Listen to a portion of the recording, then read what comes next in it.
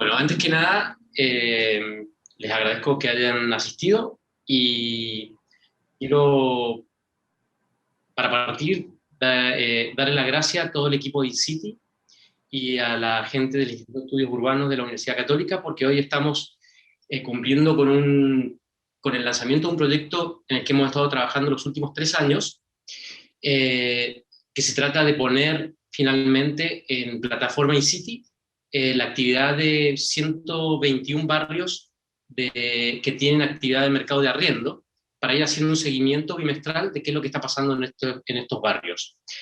El propósito nuestro como grupo es de trabajar por ciudades más sustentables, integradas y justas, y creemos que monitorear qué es lo que pasa en el mercado residencial en los distintos sectores de la ciudad nos permite aportar al debate, permitir que nuestros clientes también puedan ir viendo cómo se mueve la ciudad, y ojalá podamos desarrollar mejores productos y servicios para la gente que más lo necesita. Voy a poner en contexto el proyecto. Vamos a tener una primera parte, en la que vamos a conversar sobre qué pasó este último año y el momento en el que estamos lanzando este proyecto, y también después vamos a ver cómo se ha comportado el mercado de venta de departamentos nuevos en particular, y de arriendo residencial en departamentos también, para hacer un análisis comparado y finalmente hacer una breve introducción a lo que ya es la plataforma, para que ustedes puedan conocerla. Gran parte de los invitados aquí son clientes de InCity. Voy a pasar acá.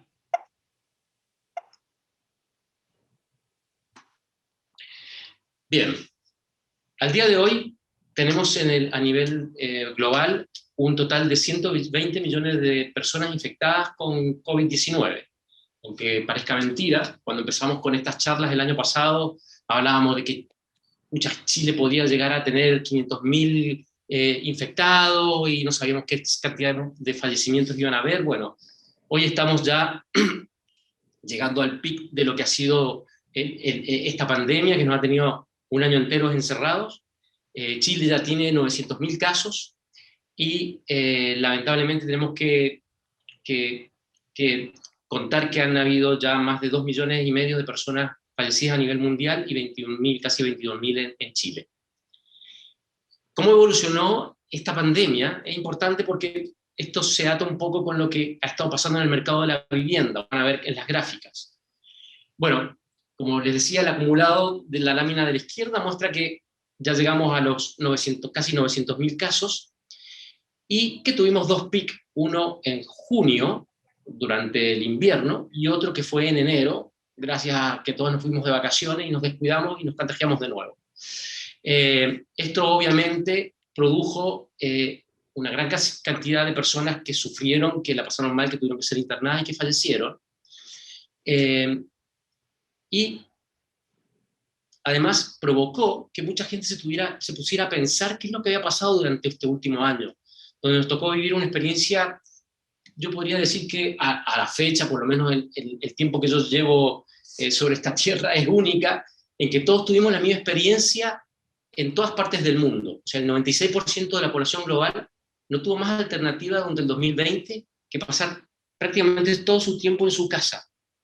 Ahora, de acuerdo a un informe de IKEA, que prepara todos los años, que se llama IKEA Life at Home, que pueden encontrar el link y ir a visitar el informe en la página web que pusimos ahí en el chat, solo el 46% encontró que sus viviendas satisfacían sus necesidades emocionales. Indudablemente de alguna manera le pusimos presión al servicio que nos entregaban las viviendas, porque antes prácticamente mucha gente llegaba a dormir, otros la tomaban como un lugar donde hacían un montón de actividades, desarrollaban su vida personal, pero siempre complementada con el trabajo. Ahora la vivienda pasó a ser el lugar multiuso, ¿no es cierto?, en la cual se transformó en un espacio multidimensional, en donde encontramos que teníamos más tiempo para estar en familia. A muchos de ustedes les habrá pasado que pudieron empezar a almorzar con sus seres queridos todos los días, y comer también, cosas que no pasaba a lo mejor hace años, desde que éramos niños. Y también tuvimos más tiempo para nosotros, para disfrutar del hogar de una forma diferente y novedosa. Y la mayoría de la gente lo que hizo fue, leyó más, jugó juegos de mesa, aprendió a socializar, a socializar virtualmente. O sea, yo me acuerdo, todavía tengo memoria y pasa todavía, de sentir en los balcones de los edificios vecinos gente en la terraza fumando y conversando con amigos que vaya a saber dónde estuvieran, en la misma ciudad, en otras ciudades de Chile o en otras ciudades del mundo. Eh, También nos ejercitamos en la casa, desde hacer pesas, a correr, a, qué sé yo, a hacer de alguna manera ejercicios de relajación. Muchos se dedicaron a la cocina, a mí me tocó hacer cocina prácticamente 3, 4 veces por semana, y también dedicarnos al jardín. Esto, hay otras actividades más, ¿no es cierto? Pero esto demuestra la cantidad de tiempo que tuvimos que pasar en casa y lo que tuvimos que hacer para suplir otras cosas que dejamos de hacer en este tiempo del último año. Ahora, esto produjo que durante el año pasado 2 de cada 5 personas hicieran cambios en su hogar, y el resultado de la experiencia vivida se tradujo en que aquellos con menores ingresos obviamente sufrieron más porque tenían hogares más chicos. Hubo más conflictos al tener todos que convivir en espacios muy limitados. Ahora, en general, el 38% dedujo de esta experiencia que quisiera tener más espacio para hobbies dentro de su casa. El 35% dijo que quisiera tener un jardín propio, ojalá, o si no, uno próximo. Y 1/3 quisiera un espacio para trabajar dentro de la casa. Todos estos elementos debiéramos tenerlos en cuenta aquellos que estamos trabajando o asesorando o de alguna manera consultando sobre la forma en que vamos a hacer vivienda a futuro. Porque los otros días me preguntaba un amigo que es gerente de una inmobiliaria qué va a pasar con las oficinas. El mercado de la oficina indudablemente va a tener un cambio sustantivo en los años por venir, porque hay mucha gente que se dio cuenta que gran parte de su trabajo lo puede hacer desde su casa. Y la verdad que de esta forma uno ahorra un montón de tiempo de traslado, de gasto innecesario, de fricción con el medio y con la forma en que vive, que se puede mejorar si es que mejoramos y trasladamos los recursos que a lo mejor invertíamos en los espacios laborales al trabajo en la casa, ¿cierto? Quiero aclarar, no lo hizo al principio, que este trabajo IKEA lo hace todos los años con una firma de consultora externa a la que están asociados, y que se encuestaron a 37 países y se hicieron un total de 40.000 encuestas. O sea, no es exclusivo para Chile, pero yo creo que si todos leemos y escuchan lo que les estoy contando, se van a dar cuenta y se van a sentir de alguna manera interpretados por el estudio. Los resultados del estudio concluyen que el hogar tiene un futuro multidimensional, ya acá pensando hacia el futuro. Para conseguir mayor sentido de pertenencia y seguridad, los hogares deben estar más conectados con la comunidad. Y aquí quiero pasar una especie de relato o de algo que hemos conversado un montón entre nosotros dentro de la oficina y con la gente del instituto, sobre la necesidad de que dejemos de pensar en la construcción de departamentos y de casas como entidades individuales fuera de la comunidad. Tenemos que empezar a pensar en los edificios no como entidades que tienen miedo al entorno, que se resguardan del entorno, que se separan del entorno, sino como los espacios que necesitamos conectar con el resto del vecindario, de los negocios, de la calle, del arbolado, de todo lo que existe en nuestro barrio, porque allí se construye el sentido de comunidad y el sentido de pertenencia. Esto lo pudimos ver al bajar, como se dice, revoluciones, y al pasar tanto tiempo en casa. La gente se dio cuenta que quiere más proximidad a la naturaleza. No sé si se acuerdan, en los primeros días, en los primeros meses de encierro, que nos llegaban fotos de ciervos recorriendo las ciudades del sur, de un puma que apareció por acá en el Piedemonte, de un montón de animales, incluso lo vimos nosotros mismos, de pájaros que empezaron a llegar a la ciudad porque estaba más silenciosa y no había autos en ella. Entonces la gente se dio cuenta que de repente, la verdad es que la ciudad era mucho más habitable, más vivible, más sensorialmente más rica, sin los autos y sin todo el ruido que tiene permanentemente. O sea, indudablemente las ciudades son un lugar de actividad y van a volver a tener actividad, pero vale la pena pensar cómo podríamos hacer para que la gente pudiera tener más proximidad a la naturaleza, porque además privilegian o se dan cuenta que es mejor privilegiar mayor calidad de vida aunque alejarse de sus lugares de trabajo. A ver, y esto se dice porque se dan cuenta, o muchos nos hemos dado cuenta, que en realidad no hace falta ir al trabajo todos los días. O sea, yo creo que este tipo de razonamiento era impensable antes de vivir un año en pandemia, ¿no es cierto? Bueno, en este sentido hay una columna que también escribimos en INCITI, en particular escribí yo con el aporte de la gente del equipo, que se llama Cambios de hábitos y que recoge de alguna manera qué pasó con la economía del confinamiento durante este último año, cuáles fueron los grandes ganadores, y también este estudio de IKEA. Hago una breve nota sobre los grandes ganadores de la economía del confinamiento, claramente las empresas de streaming, las redes sociales, pero también los delivery, ¿no es cierto? Ciertos tipos de restaurantes, ciertos tipos de supermercados, no sé, hay un montón de empresas, las empresas que venden artículos para el hogar, para la oficina, para mejorar el hogar. Entonces, hay que tener en cuenta, porque estos patrones produjeron que muchos ya, por ejemplo, hagamos compras online, de las compras semanales o las compras periódicas. Antes a lo mejor hacíamos una compra online cada 2 meses, ahora es algo de todas las semanas y prácticamente para algunas personas de todos los días. Así que los invito, si les interesa, a leer la columna. Ahora, Marcelo, con respecto a sí, perdón. faltan los links del enlace que señalabas para el Están, estudio. no, No aparecen están. en el chat. Ya, entonces al final de la charla los pongo, Buenísimo. no hay problema. Ya, ahora, después de pasar de haber contado cómo fue la evolución de la pandemia en gráficos, y de contarles de estos estudios que aparecen y que nos van diciendo que en realidad muchas cosas ocurrieron, vamos a los datos duros del Banco Central. ¿Qué pasó con el índice de actividad económica? El índice de actividad económica se desplomó, tomando como base el año 2000, dice ahí el 2013, perdón, el 2010 es la base. El índice de actividad económica se desplomó producto de la crisis social y de la pandemia, llegando a un nivel que no se veía desde el año 2011.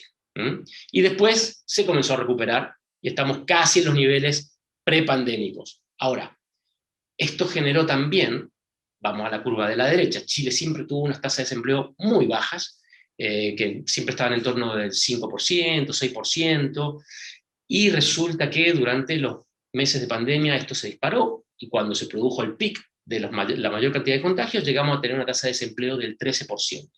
Indudablemente esta tasa de desempleo golpeó a un montón de familias, golpeó a un montón de hogares, y esto generó que se redujera, se contrajera el consumo. Ahora, la tasa de desempleo se ha reducido, ahora estamos en un 10%, estos son datos recientes del Banco Central, pero todavía está alta. Ahora, si ahora vemos, perdón, ¿qué pasó con las ventas en el área inmobiliaria? O mejor dicho, ¿qué pasó con las colocaciones financieras para compras de vivienda y para compras de bienes de consumo? Vemos algo bien particular. La verdad que si tomamos el índice del Banco Central, se observa que prácticamente no hubo baja en la toma de crédito para compra de vivienda. Sin embargo, sí se observó una baja impresionante en la toma de crédito para consumo. Esto podría explicar por qué los precios del mercado de vivienda se mantuvieron. Yo tengo, dentro del análisis que nosotros hicimos dentro de InCity, descubrimos que en realidad los precios de los departamentos en oferta para compra, los departamentos nuevos, ¿no es cierto?, que tienen las inmobiliarias, prácticamente no movieron sus precios, no siguieron aumentando, se estabilizaron, y esto es principalmente porque la verdad que como se había retraído la demanda, la gran mayoría de la gente empezó a postergar decisiones de compra, la verdad que tampoco tenía mucho sentido ajustar los precios, porque no estaba el mercado activo como para comprar. Y ahí, para mí, estaría una de las explicaciones por las cuales el precio se ha mantenido, a pesar de que, como ustedes ven la curva verde del gráfico de la derecha, la venta mensual se ajustó a la baja a partir de mediados del año pasado. Entonces, ahí incluso se ve, también es curioso ver cómo se adelantaron compras, estoy hablando de un evento que ocurrió en el 2015, principio del 2016, cuando apareció el famoso, perdón, se produjo este cambio de tributación, en la cual las viviendas empezaron a pagar IVA, y ahí se produjo la estampida de compras para adelantarse a la incorporación del IVA en el precio de las viviendas. Y se ve en el PIC, que se alcanzó un 240% sobre el índice de 100, que es de febrero del 2011, hacia fines del año 2010, a principios del año 2016, mediados del año 2016, y también que coincide con el aumento de los precios desde, podríamos decir, prácticamente desde fines del 2011.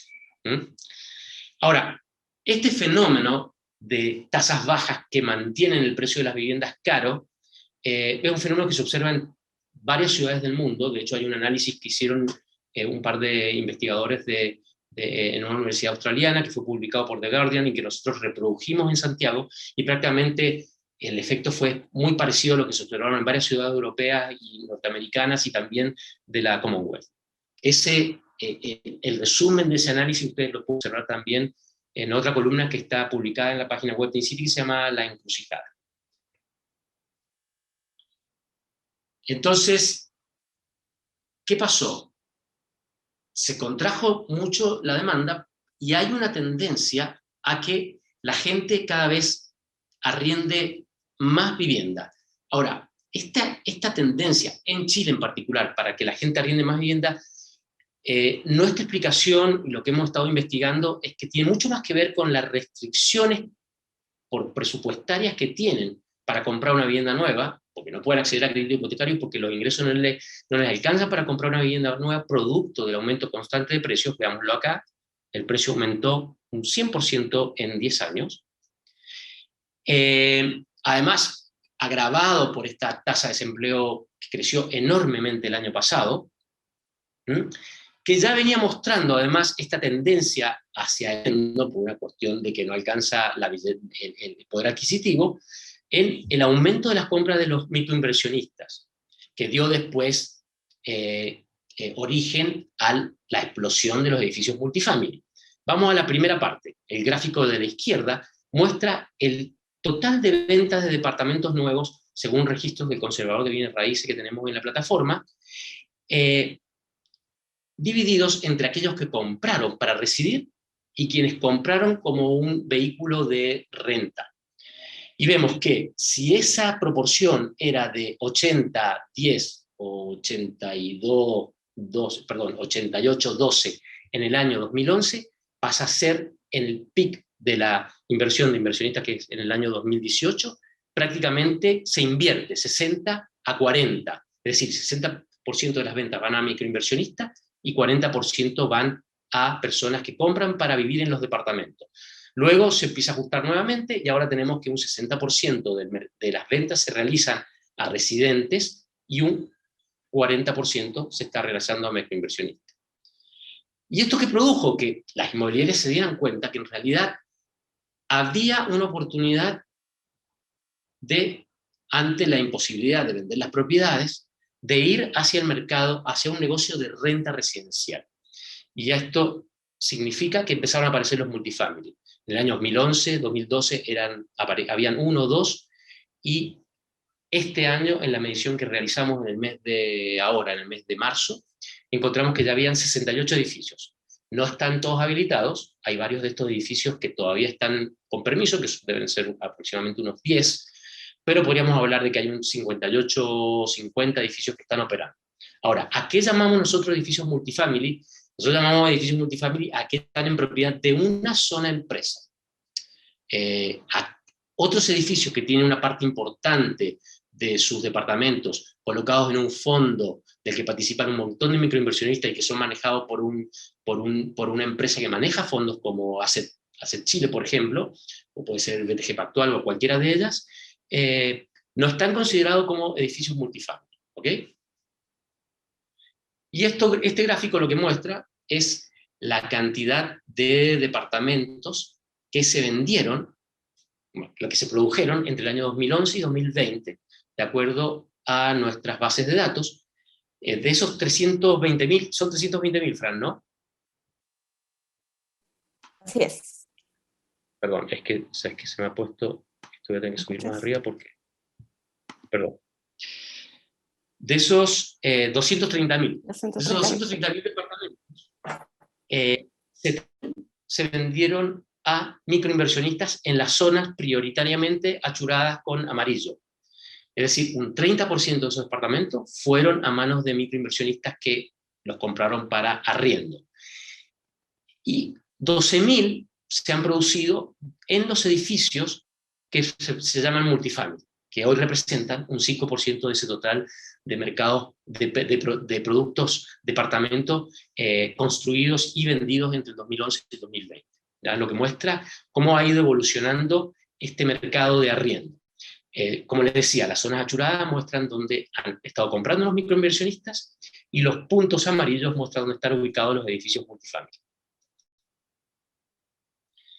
Y aquí entramos ya a la plataforma que les quería presentar. Esta es la última parte de la charla, ¿no es cierto?, de la conversación.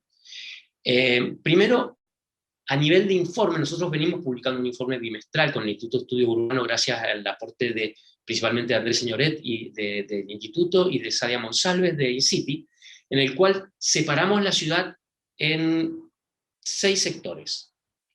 Sector centro, que básicamente es la comuna de Santiago, el pericentro, que lo componen todas las comunas que aparecen en un color rojo más oscuro, y que está Providencia, Recoleta, Independencia, Estación Central, Quinta Normal, y las comunas del sur, San Miguel, Macul, Ñuñoa, ¿no es cierto? Y después tenemos el sector oriente, el sector norte, el sector sur y el sector poniente. Lo que yo les voy a presentar en las próximas 4 o 5 láminas, son los principales indicadores de estos 6 sectores, y de algunos barrios muestra. Hay uno en el centro, que es el centro histórico, hay 3 en el pericentro, que son Estación Central, Hipódromo Santa Laura y Lyon Las Lilas, uno en el oriente, que es Castillo Las Nieves, y uno en el sur, que es Bellavista La Florida. A ver, en este momento tenemos en plataforma 121 barrios para que ustedes puedan consultar. ¿Ya? Estos barrios son solamente una muestra para que ustedes vean cómo se trabajan los indicadores y cómo pueden hacer las comparaciones ustedes mismos. Entonces, el parque arriendo lo estimamos en 354.000 unidades de departamento. Estamos hablando solamente de departamentos, nuevos y usados.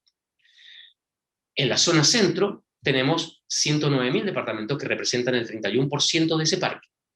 En el barrio centro histórico tenemos 5.261, que representa el 5% de lo que hay en el centro. Si nos vamos al pericentro, este tiene 131 departamentos en tenencia arriendo, que representan el 37% del parque total. Estos 3 barrios tienen, partiendo de Estación Central, 3.800 departamentos, que representan el 3% del parque del pericentro, 1.152 en Hipódromo Santa Laura, que tiene el 1% del parque total del pericentro, y la zona de Lyon Las Lilas, que tiene 7.300 departamentos, de 7.400, que representa el 6% del pericentro. ¿Ya? Ahora, si vamos al sector oriente, tenemos 52.000 departamentos en tenencia arriendo, que representa el 15%, y el barrio en particular que elegimos, la verdad que es muy chica la representación, tiene solamente 1.700 unidades en tenencia arriendo, que representan un 3% del Parque del Oriente. Finalmente, la zona norte es la zona que menos departamento tiene en tenencia arriendo, con 10.000, que representa un 3% del parque total. La zona poniente tiene 19.000, con un 5%, y la zona sur tiene 32.000, con un 9% del parque total. Dentro de la zona sur está Bellavista La Florida, que es el paradero 14, donde están los malls, todo dentro de la comuna de La Florida, que tiene casi 1.800 departamentos de tenencia arriendo y representa el 6% del parque total de arriendo de la zona sur. Entonces, con esto ustedes se dan cuenta que pueden dimensionar cuál es el tamaño de actividad de arriendo de cada uno de estos 121 barrios. Luego, si vamos a la superficie, el promedio de la superficie arriendo es de 69 metros cuadrados a nivel metropolitano, y obviamente el centro tiene una superficie de 43 metros cuadrados, que es 38% más chica que la superficie promedio de la ciudad, y dentro del sector centro, el centro histórico tiene 46 metros cuadrados, que es 7% por sobre el promedio de la zona centro. Luego tenemos los indicadores para el pericentro, donde tenemos obviamente la superficie más baja en Estación Central, con 34 metros cuadrados, 38 metros cuadrados en Hipódromo, 81 metros cuadrados en Las Lilas Lion, y 56 metros cuadrados, que es el promedio del pericentro. Y finalmente tenemos el sector oriente, con 106 metros cuadrados en promedio, y el barrio que estamos analizando en este caso en particular, con 143 metros cuadrados, que es un 35% por sobre el promedio del sector oriente. Finalmente tenemos las superficies promedio de arriendo en el sector norte, con 82 metros cuadrados, en el sector poniente, con 55, y en el sector sur, con 50 metros cuadrados, donde Bellavista, La Florida, tiene 47, apenas 6% por debajo del promedio del sector sur.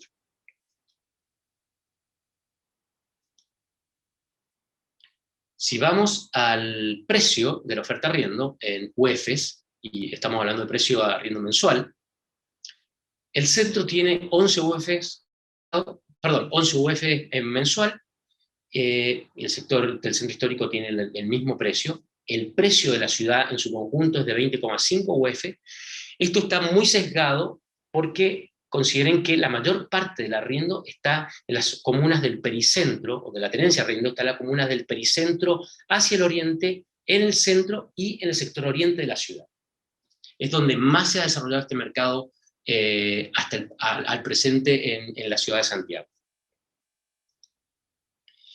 En el pericentro tenemos un precio promedio de 15 y precios de 9 UF en Estación Central e Hipódromo Santa Laura, que están por debajo, un 40% por debajo del promedio del pericentro, y el sector de Lion Las Lilas, que claramente es otro barrio, y ahí se nota la diferencia impresionante que hay entre los distintos sectores de la ciudad de Santiago, donde el precio promedio de arriendo es de 44 UF mensuales, un 194% por sobre el precio promedio del anillo pericentral.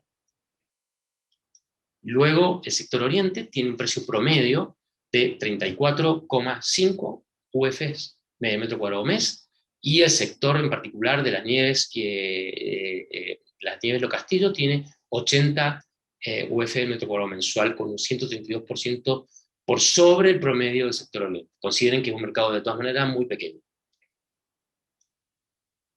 Finalmente, tenemos los sectores norte con 19,8, poniente con 13,3, y el sector sur con 12,2. Como ven, hay bastante similitud en la actividad de los mercados poniente y sur, e incluso el mercado de Bellavista, La Florida, en el centro de la comuna del sur, tiene casi el mismo nivel, el precio de arriendo mensual que el resto de la zona sur.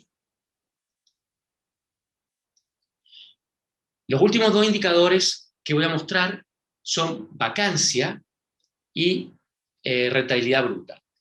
La vacancia la sacamos considerando que todo lo que está publicado en la oferta, en todos los portales que existen en la ciudad, son departamentos que están disponibles para ser arrendados, y por lo tanto son departamentos vacantes.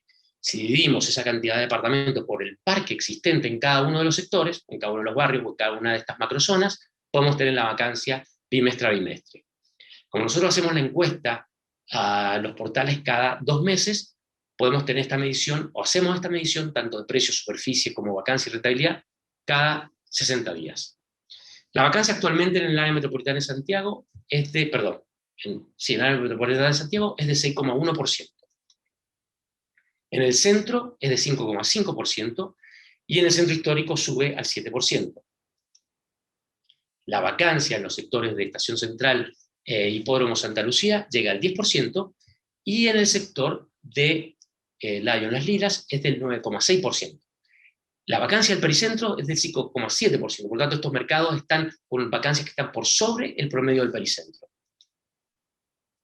En el oriente podemos encontrar una de las vacancias más altas de la ciudad, con 14,2%, y en particular el sector al que me refería recién, tiene el barrio de Los Castillos, Las Nieves, tiene un 28% de vacancia en este momento.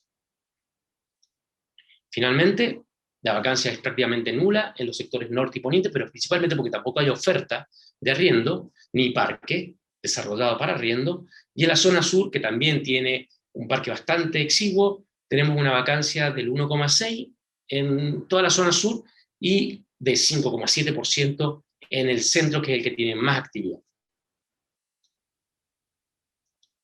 Y finalmente, la rentabilidad bruta de la ciudad en este momento, estamos hablando del mes de marzo del 2021, es del 4,6%, con un 3,8% en Santiago, producto de la baja de los precios, el aumento de la vacancia, ¿no es cierto?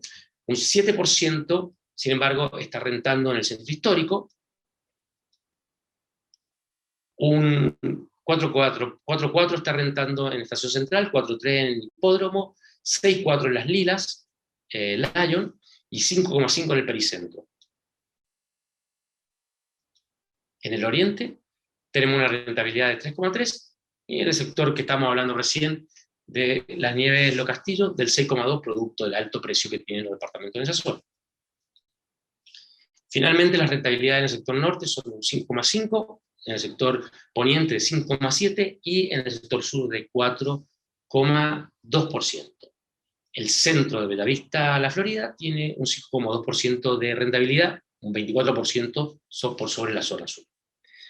Entonces, este tipo de análisis se pueden hacer para todos estos barrios, y la idea nuestra es empezar a hacer investigación para ir midiendo cómo funciona el mercado de arriendo y la situación de arriendo de las distintas familias en los distintos barrios que estamos prospectando.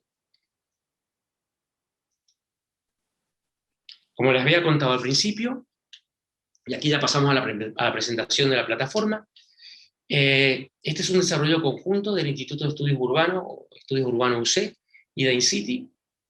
Comenzamos a fines del año 2017, y utiliza 6 bases de datos principalmente, que después son procesadas, homologadas y trabajadas para generar estos indicadores. Nuestra primera base de datos es el censo del 2017, que nos da la cantidad de departamentos. Usamos después las encuestas que hacemos para determinar el porcentaje de tenencia arriendo de cada barrio en particular. Finalmente, actualizamos ese parque con las recepciones municipales de edificios que tenemos en la plataforma InCity, donde hacemos seguimiento de los expedientes municipales desde el 2014 a la fecha. Luego utilizamos la base de encuesta de proyectos residenciales en venta que tenemos desde el 2011, cada 60 días, en toda la ciudad de Santiago, para saber cómo está distribuido este parque por programa, cuántos departamentos de un dormitorio, de 2, de 3, de 4, según cantidad de baños, existen en cada uno de estos barrios. Y también utilizamos otra base de datos más, que es la de compraventas del Conservador de Bienes Raíces, de tanto departamentos nuevos y usados, usando el promedio móvil del último año, desde el momento en que hacemos las mediciones, para saber a cuánto se están vendiendo los activos en cada uno de estos sectores de análisis. Finalmente, cruzamos toda esta información con una muestra representativa tomada de los portales de oferta y publicada, para saber cuál es el precio, la cantidad de unidades, la vacancia y la rentabilidad finalmente de estos activos. Entonces, ¿cómo se ve esto?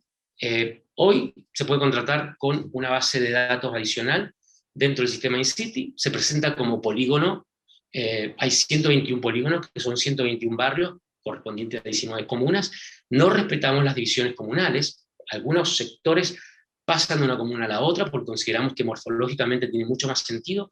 La distribución de barrios se hizo a partir de un estudio que hizo Ricardo Truffello en su tesis doctoral de zonas homogéneas, junto con las toponimias que tienen los distintos barrios de la ciudad de Santiago. Hicimos un análisis de criterio para definir cómo agrupábamos las distintas unidades censales de la ciudad, y resultaron estas 121 divisiones, donde estamos presentando arriendo residencial, pero solamente para departamentos.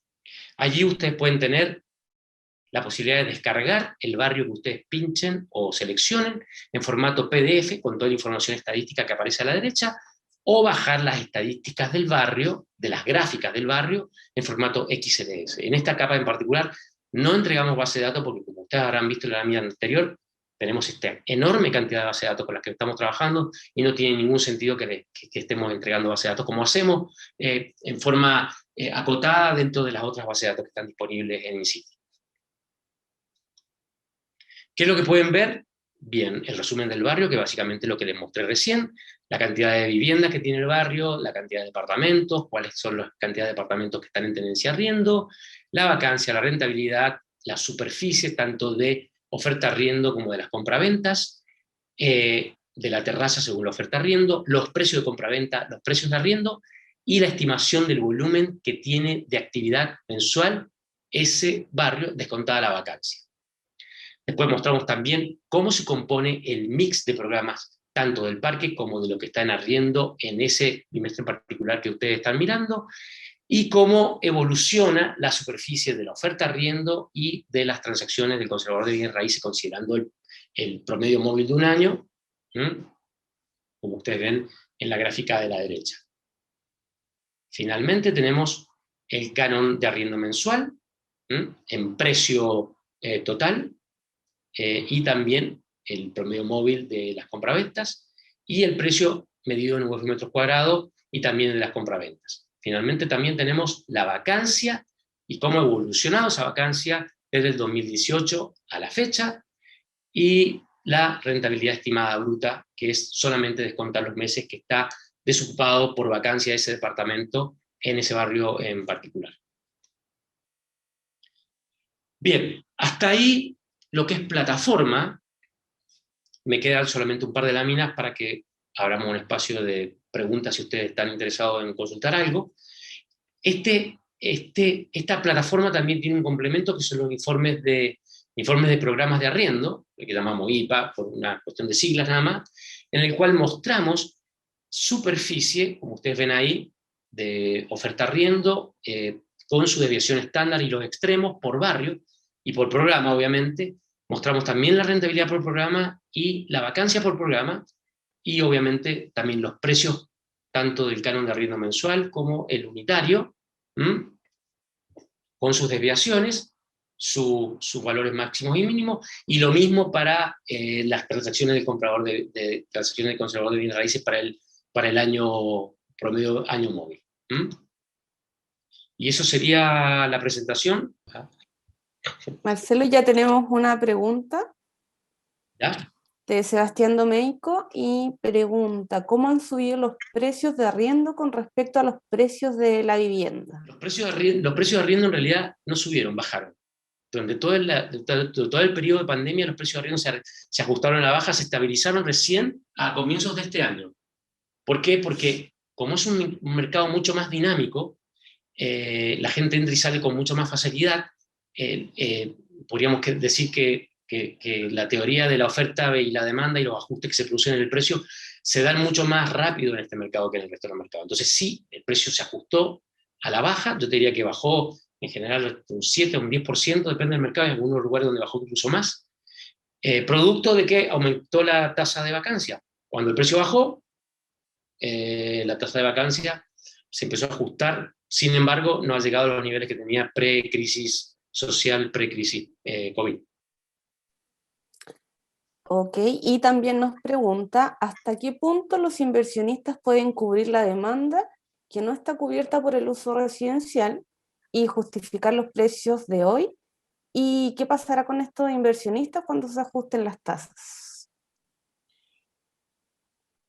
A ver, acá hay un riesgo que incluso está descrito en la columna de la encrucijada, que es que hay una parte importante de las propiedades que hoy están en arriendo que están en manos de inversionistas. Y las personas no tienen ningún tipo de resguardo para que, si se quedan sin trabajo, haya alguien que les cubra el arriendo. Por lo tanto, lo que va a pasar es que si esa gente, la tasa de desempleo se mantiene en un 10%, esa gente va a empezar a perder sus trabajos o no los va a recuperar, y lo que va a pasar es que esos microinversionistas van a entrar en default. Y si entran en default, vamos a tener una burbuja inmobiliaria en la cual el precio de las propiedades va a empezar a bajar y los créditos no se van a poder repagar. Buenísimo. Nos pregunta también Andrés Salazar: ¿cómo se ha visto el arriendo de oficinas y terreno para industrias? No hemos estudiado el mercado de oficinas. Nosotros estamos principalmente focalizados en los mercados residenciales, Andrés. Francisca, gracias por ayudarme en este momento tan importante de la empresa. Gracias a todo el equipo por el esfuerzo que hicieron para que esto esté en el aire y para que puedan seguir estudiando la ciudad y tomando mejores decisiones con la información que nosotros les entregamos. Acuérdense que siempre somos los que tenemos la mejor información y más transparente del mercado, Y no les quito más tiempo y me despido de ustedes hasta la próxima reunión. Adiós.